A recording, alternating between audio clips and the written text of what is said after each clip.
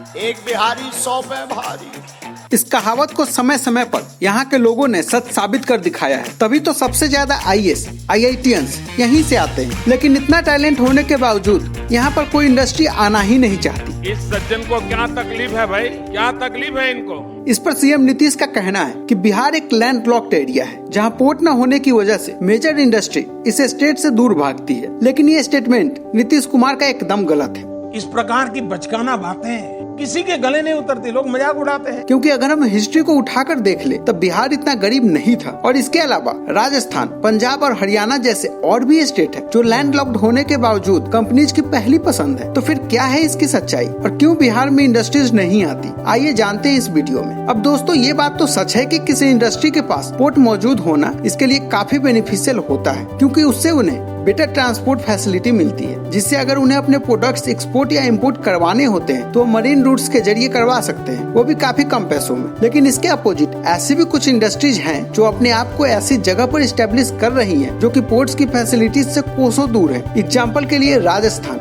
हरियाणा और पंजाब का नाम लिया जा सकता है। राजस्थान सरसों, राय, बाजरा इस सब का सबसे ज्यादा बड़ा एक्सपोर्टर है। वहीं दूसरी ओर मसालों का सेकेंड लार्जेस्ट प्रोड्यूसर है। साथ ही यहाँ पर 40,000 से भी ज्यादा तरह की डिफरेंट इंडस्ट्रीज है, जिसमें टेक्सटाइल, सीमेंट, सिरामिक्स के उद्योग शामिल है। अब हरियाणा की बात करें तो ये सालों से ऑटोमोबाइल इंडस्ट्री का हब बना हुआ है और इंफॉर्मेशन टेक्नोलॉजी के फील्ड में इसने काफी अच्छा ग्रोथ किया है। और अगर हम बात करें पंजाब की तो सेकेंड लार्जेस्ट प्रोड्यूसर है गेहूं का। इसके साथ यहाँ पर IT, लेदर, सेमीकंडक्टर के सेक्टर्स भी दिखाई देते हैं। तो ये कहा जाना कि बिहार इसलिए डेवलप नहीं कर रहा क्योंकि वहाँ इंडस्ट्री नहीं है, ये कहना बिल्कुल गलत है। दोस्तों, सबसे ज्यादा चौंका देने वाली बात ये भी है कि हमेशा से बिहार कभी इंडस्ट्री से इतना दूर नहीं थी, बल्कि एक टाइम पहले ये मेजर ट्रेडिंग हब हुआ करता था। असल में बिहार काफी ज्यादा फर्टाइल लैंड है और यहाँ मेज और वीट की खेती बड़ी संख्या में की जाती है। इसके अलावा लीची, मखाने और अमरूद सिर्फ भारत में ही नहीं बल्कि विदेशों में भी काफी मशहूर है और इसकी सप्लाई बड़े लेवल पर की जाती है। दोस्तों, अब आजादी के बाद इंडस्ट्रियलाइजेशन न के बराबर था, तब भी बिहार और वेस्ट बंगाल पूरे देश के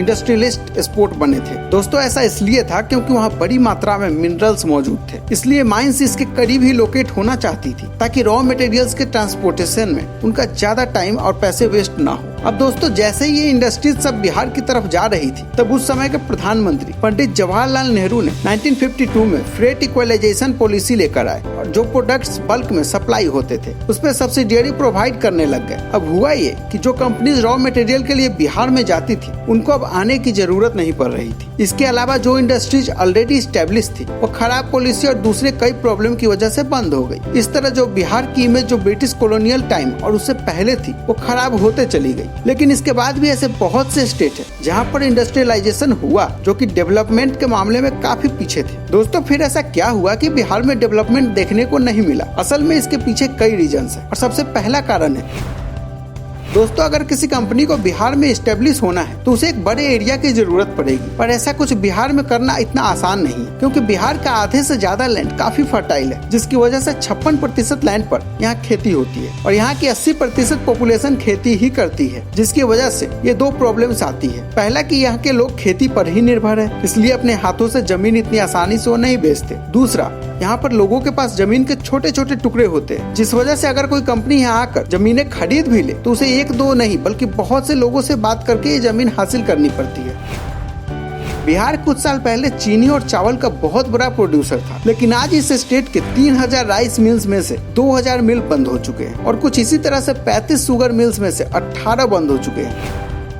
अब दोस्तों, बिहार सरकार इंडस्ट्री को इनक्वाइट करने के लिए काफी पॉलिसी तो बनाती है, लेकिन जब उनको इम्प्लीमेंट करने की बात आती है तो फिर कंपनीज को निराशा के अलावा कुछ नहीं मिलता। 2015 में नीतीश सरकार ने एक नई पॉलिसी की शुरुआत की थी जिसका नाम पोस्ट प्रोडक्शन पॉलिसी था, जिसके चलते पहले ओनर्स को बिहार में कंपनी स्टेब्लिश करनी होगी, फिर उसके बाद गवर्नमेंट उन्हें सब्सिडियरीज प्रोवाइड करवाएगी और बाकी के बेनिफिट्स भी तभी मिलेंगे। पर बिहार के पास्ट रिकॉर्ड को देखते हुए कंपनीज को ये पॉलिसी अट्रैक्ट नहीं कर पाई। दोस्तों, उम्मीद है आपको अब समझ आ गया होगा कि बिहार में इंडस्ट्रीज क्यों नहीं आती। आज की इस वीडियो में बस इतना ही।